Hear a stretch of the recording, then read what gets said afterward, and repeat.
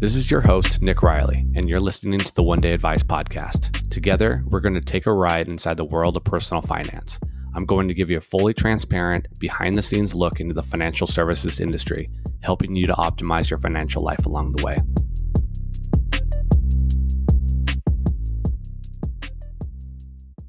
In today's episode, I'm going to talk a little about tax loss harvesting, what it means, why it may be worthwhile for you, and what to avoid when implementing. Now, the best time to be implementing this into your portfolio is during a down market. So if you're sitting on some investment losses, this episode may be most relevant to you. Also, the higher your marginal income tax rate and the larger your investment portfolio, the more value the strategy will provide. So before I get into tax loss harvesting, I want to provide a little overview on capital gains. So there are realized and unrealized capital gains. Realized gains or losses come from the sale of an investment. Unrealized gains or losses provide the current status of your investment return, whether you're up or whether you're down. You don't pay taxes until you've sold or realized a gain or loss. Now, there are different tax rates for short-term and long-term capital gains. Short-term is considered 1 year or less of a holding period, and that is taxed at your marginal income tax rate as ordinary income. So if you are a high income earner, that could be upwards of 37%.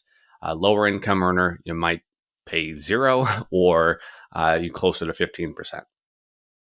Now, long-term capital gains are a holding period for over 1 year. And that's a big differentiator is it's 1 year and a day. So it has to be over a year to be qualified for a long-term capital gain.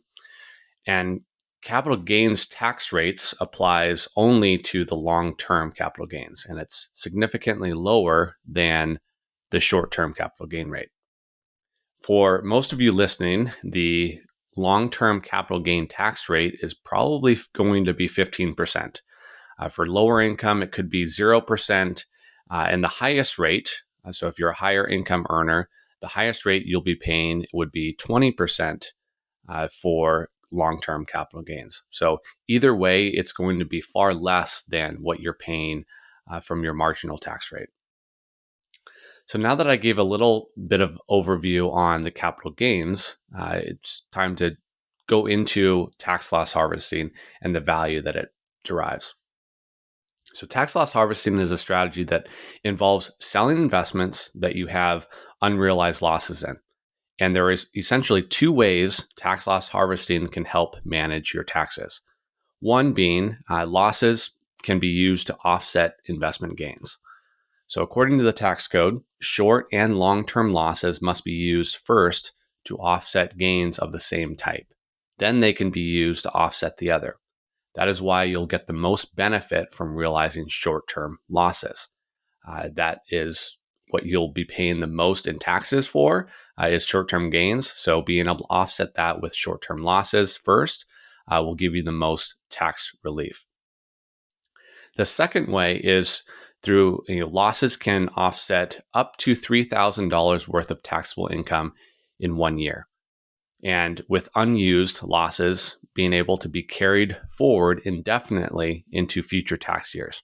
And this is one of the things that many wealthy people use in order to reduce their taxable income repeatedly over time. So when one of their deals, they lose 100% of their money on a deal, they can use the losses on that deal to be able to offset future gains from future investments into perpetuity if it's a large enough loss. And the biggest thing to watch out for when implementing a tax loss harvesting strategy is the wash sale rule. So what the wash sale rule prohibits, it prohibits selling an investment for a loss and replacing it with the same investment 30 days before or after the sale. And if you break this rule, you won't be able to write off the investment loss and may increase your actual tax liability. So you can get around this by buying a different security than what you sold. Or if you have more cash to invest, best way is to just buy more of that same stock, wait 31 days, and then specify the specific shares that you want to sell, like the ones that have a loss. And most trading platforms allow you to specify the specific tax lots that you want to sell when selling an individual security or ETF or mutual fund. So a scenario, just to kind of paint a picture on this, would be like, say you have a $10,000 realized gain from your Tesla stock, and you also have an unrealized loss of $5,000 on Google. You could realize the loss on Google to reduce your realized gains from 10,000 down to 5,000. And in order to continue to have similar investment exposure, you may then buy a similar stock to Google, like another big tech stock like Apple or Amazon, to gain that same or similar type of exposure. So you can also apply this same strategy with ETFs, and just make sure that the ETFs are substantially different from one another. Otherwise, it will bring up the wash sale rule again. So the best way to do this with ETFs is to just simply switch fund families. And so, for example, that would be swapping out a Vanguard ETF for a iShares ETF through BlackRock. That would be a very easy way to kind of bypass and get around that wash sale rule. So other considerations that you want to be mindful of is if you have harvested short-term losses but have only unrealized long-term gains, you may want to consider realizing those gains in the future to receive the greatest tax benefit. But obviously, depending on your circumstances, this may not be an option for you. So always encourage you to take the gains or the losses where possible, if it makes sense.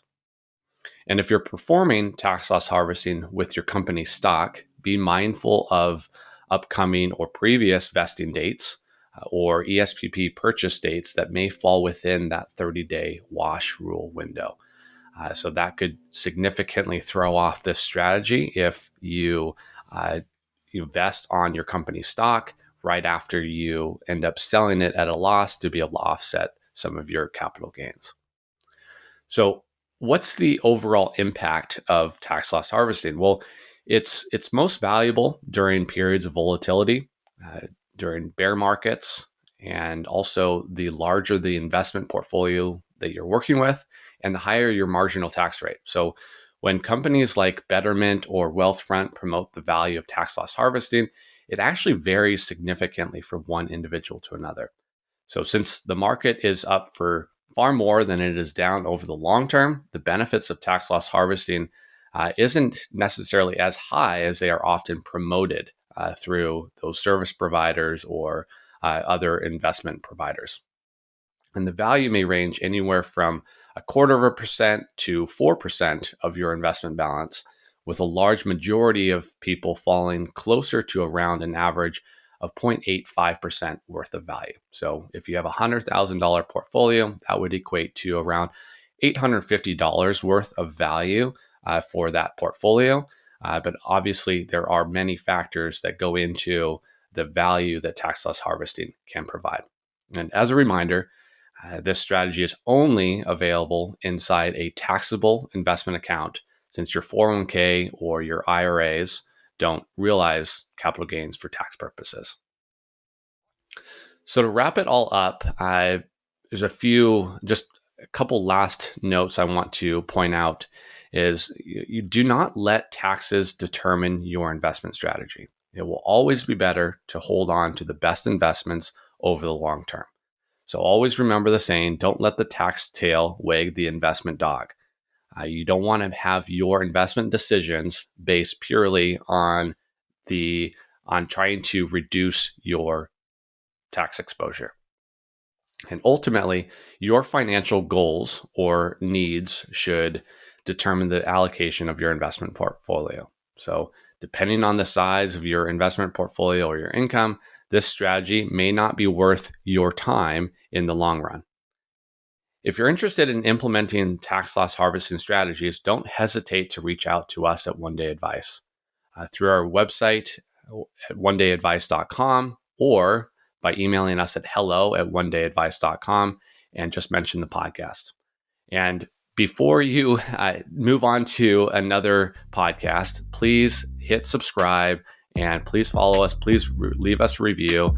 That way we can continue to reach more people and educate them around their personal finances. Thanks for listening, and I'll catch you on the next episode. Hi, I'm Nick Riley, the founder of One Day Advice. If you like what you've heard, we'd greatly appreciate your help in spreading the word. After all, we are financial educators, not marketers. Thanks for listening, and remember to leave us a review.